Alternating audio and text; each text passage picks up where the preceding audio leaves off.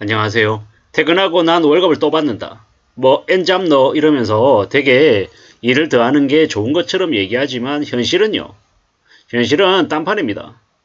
퇴근하고 월급을 또 받는 두 번째 회사에 출근하는 게 좋은 게 아니라 이제 연끌하고 빚지고 하다 보니까 이자 갚아야 되니까 대출금에 이자 내야 되고 원리금 갚아야 되니까 어쩔 수 없이 일을 더 하는 겁니다. 그걸 뭐 되게 대단한 것처럼 저기 뉴스 제목으로는 퇴근하고 월급 또 받는다고 되게 좋은 것처럼 얘기하지만 투잡 뛰고 쓰리잡 뛰는 사람이 뭐가 좋습니까? 힘든데 이 보통의 사람들이 아침에 출근하고 저녁에 퇴근하는 이 일상이 얼마나 좋은 건데요. 퇴근하고 난 이후에 집에 와서 충분한 휴식을 취하고 가족들하고 밥을 먹고 또 밤에 TV도 보고 또 자기가 하고 싶어하는 그런 여가활동 아니면 취미생활, 휴식 이런 걸 하는 게 매우 감사한 인생이다라는 겁니다. 근데 그렇지 않고 퇴근하고 난 이후에 또 이제 일하러 간다. 이게 얼마나 서글프고 힘들고 어렵냐라는 겁니다. 뭐 메리츠 파트너스 뭐 이러면서 뭐 엔잡너 하면은 되게 돈을 많이 버는 것처럼 언론에 저렇게 얘기하는데 저게 있잖아요. 관심은 많을지는 모르겠지만 현실은 매우 우울한 겁니다. 뭐 이래저래 뭐 이제 본업 병행하면서 보험 상품을 판매한다? 이게 말처럼 쉽냐고요. 뭐 주변에 부담 없이 상품 권유하는 것만으로 500만 원의 가해 소득을 올렸다. 뭐 이렇게 얘기하는데 이게 쉬운 얘기입니까? 500만 원이 그냥 벌립니까? 아니라는 겁니다. 아니라는 겁니다. 뭐 이래저래 뭐 이제 자영업 하면서 뭐 보험 상품 공부해가지고 뭐 보험 설계사 일을 또 한다? 참 웃기는 소리 하지 말라는 겁니다. 뭐 되게 뭐 메리츠 파트너스 플랫폼에서 뭐 엔잡너로 뭐 보험 설계사 하는 게 되게 괜찮은 것처럼 뭐 자기가 원하는 시간대에만 뭐 잠깐 일하면서 돈은 아주 수월하게 버는 것처럼 이렇게 꼬드기지만 현실은 그렇지 못합니다. 저렇게 일하는 게 매우 힘들고 매우 빡빡합니다. 빡세다라는 겁니다. 정말로 정신 바짝 차리고 살아야 됩니다. 빚지어서는 안 된다라는 말씀을 좀 드리고 싶은 거죠. 빚지고 살면 인생이 끝장납니다. 뭐 요즘 20대가 30대가 500만원 1000만원 모으는 거 뭐 500만원 1000만원이 돈도 아닌 것처럼 얘기하지만요. 실제로 현실 세계에서요. 마이너스 대출 500만원을 갚는데 얼마나 걸리겠습니까? 한 달요? 세 달요? 6개월요? 현실 세계에서는요. 빚 마이너스 500만원도 빚 500만원도 갚는데 반년 걸리면 되게 잘하는 거예요. 1년 걸려서도 일단은 대출 이자뿐만 아니라 원금까지 갚아간다라고 하면 그건 금액에 상관없이 매우 잘하고 있는 거다라는 겁니다. 빚이 1억이다. 빚 1억을 갚는데 한 10년이면 갚을 것처럼 되게 떠들어대고 얘기합니다. 뭐 연봉을 1억 5천 2억 받으니까 빚 1억쯤은 금방 갚을 수 있는 것처럼 얘기하지만요. 현실은요. 1억 빚을 10년 안에 갚는 거 정말 어렵습니다. 연봉이 1억, 1억 5천, 2억 받아도요. 빚 1억 갚는 거는 절대 만만하지 않습니다. 뭐 이자가 뭐 2%, 3%, 뭐 1억 빌렸는데 1년 이자가 200만원, 300만원 밖에 안 되던 시절에도 원금 갚는 건 되게 어려웠습니다.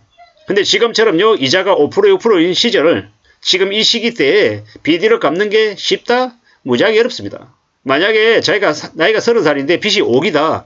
이 5억을 죽을 때까지 갚을 수 있겠습니까? 단언컨대 대부분의 사람들은 그 5억 못 갚습니다. 그 빚을 진 사람들 중에 빚을 진 사람이 예를 들어 100명이다라고 하면 한 10명에서 한 20명 정도는 갚겠죠. 근데 그 갚는 과정이 매우 지질이 공상이고 정말로 거지처럼 살아야 그 빚을 갚을 수 있다라는 겁니다. 그리고 70% 80%에 해당되는 사람들은요. 빚을요 못 갚아요. 5년 지나고 10년 지나고 20년 지나도 그 빚이 잘 안 줄어든다라는 겁니다. 뭐 원금과 이자를 같이 갚는 원리금을 내는 사람들 뭐 그 사람들은 뭐 그래도 원금이 조금씩 줄어들겠죠. 근데 참 어이가 없는 게요. 5년 지나고 10년 지나도 원금이 줄긴 줄는데 매우 더디게 줄어듭니다. 무슨 얘기를 하고 싶은 거냐면 빚을 지면 이자를 내고 원금 갚는 게 무지하게 어렵다라는 겁니다. 그럼 어떤 삶을 살게 되냐? 여기 뉴스에서 얘기하는 것처럼 M잡너의 삶을 선택이 아니라 필수로 살게 된다라는 겁니다.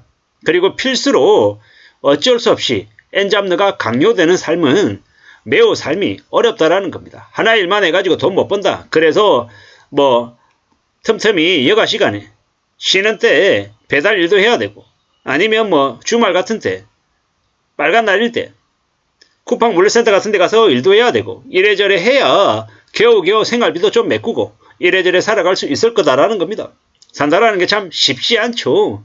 많이 힘들고 많이 빡빡합니다. 그래서 좀 더 고민스럽고 어떻게 살아야 되나라는 걱정이 많이 될 텐데요. 감히 말씀드리건데 빚지고 뭐라 할 생각을 안 하는 게 맞습니다. 내 인생에 빚은 없다라고 생각하고 살아야, 그래야 삶이 안전해지고 또 잘 관리가 되더라는 겁니다. 그렇게 생각하면서 살아야 된다는 말씀을 좀 드리고 싶었던 겁니다. 엔잡너 이러니까 뭐 되게 대단한 것처럼 얘기하지만 그렇지 않다라는 겁니다. 잘 생각하고 잘 따져봐야 될 것 같습니다. 이런저런 생각들을 하게 되는데요. 좀 잘 궁리를 해야 될 것 같습니다. 누가 뭐라고 해도 우리가 살아가는 삶은 참 쉽지 않습니다. 어렵습니다. 정말로 좀 정신 바짝 차리고 살아야 될 것 같습니다. 이런 생각, 저런 생각, 여러 가지 생각들이 많이 드는 게 요즘인데요.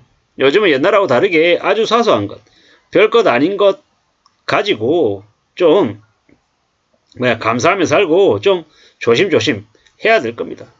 그래야 삶을 이제 지켜낼 수 있을 것 같다라는 겁니다. 참 요즘 세상에 뭐 대단하게 뭐 아주 괜찮게 뭐 살 수 있는 사람들이 많은 것처럼 얘기하지만 현실은 그렇지 못합니다. 겉으로 볼 때 되게 삐까번쩍해 보이고 되게 괜찮아 보이는 것처럼 이렇게 포장은 하지만 그건 다른 사람들에게 무시당하지 않으려고 겉으로 이제 옷차림이든 아니면 행색을 좀 되게 좀 과하게 좀 이렇게 과시하고 드러내려고 하는 그런 성향이 강합니다. 대한민국이라고 하는 곳에서 명품 가방이나 명품 시계나 이런 것들이 되게 인기를 끌고 수입차, 대형차가, 중대형차가 인기를 끄는 이유가 뭐겠습니까? 그래야 다른 사람들에게 무시당하지 않는다라고 하는 그런 나름의 열패감이라고 해야 되나요? 좀 열등감이라고 해야 되나요? 그런 것들이 있기 때문인 것 같습니다. 아마 앞으로 사람들이 경제적으로 힘들어서 투잡하고 엔잡느가 되어도 다른 사람들에게 쉽사리 자기의 진짜 상황을 털어놓지 못할 겁니다. 잘못 털어놨다가는 가스라이팅 당하고 괴롭힘 당하는 약점이 될까봐 두려운 거죠. 이웃나라 일본은 보면 점심시간 때 직장인들이 같이 밥을 안 먹는 경우가 되게 많더라고요. 왜냐? 같이 밥 먹다 보면 자기 살아가는 얘기하게 되고 살아가는 얘기하다 보면 현실 삶이 빡빡하다라는 걸 은연중에 드러내게 되니까요. 아예 그런 이제 거리들을 안 만들려고 아예 차단하는 거예요. 직장 동료들끼리 핸드폰 번호도 모르고 어디 사는지도 모르는 사람들도 되게 많습니다. 왜냐?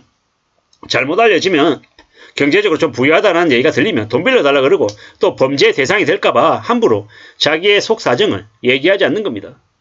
저기 보면 퇴근하고 난 이후에도 월급 받는 또 다른 회사로 또 출근한다. 되게 그럴싸하게 포장했지만 현실은 매우 비참하게 사는 사람들의 일상이다 라고 감히 말씀드릴 수 있겠습니다. 함부로 부업하는 걸 부러워하지 말고 본업으로만으로도 충분히 잘 살 수 있는 삶을 사는 걸 좀 더 부러워하고 내 업을 나의 캐리어를 잘 좀 만들어가는 쪽에 집중하는 게 좋을 것 같습니다. 뭐 하기 싫어도 어쩔 수 없이 부업하는 처지에 놓여 있는 사람도 많을 겁니다. 아무쪼록 현실 세계에서 고군분투하느라고 고생이 많으시고요. 부업을 마냥 좋아하는 사람이 누가 있겠습니까? 저 뉴스에서 말하는 것처럼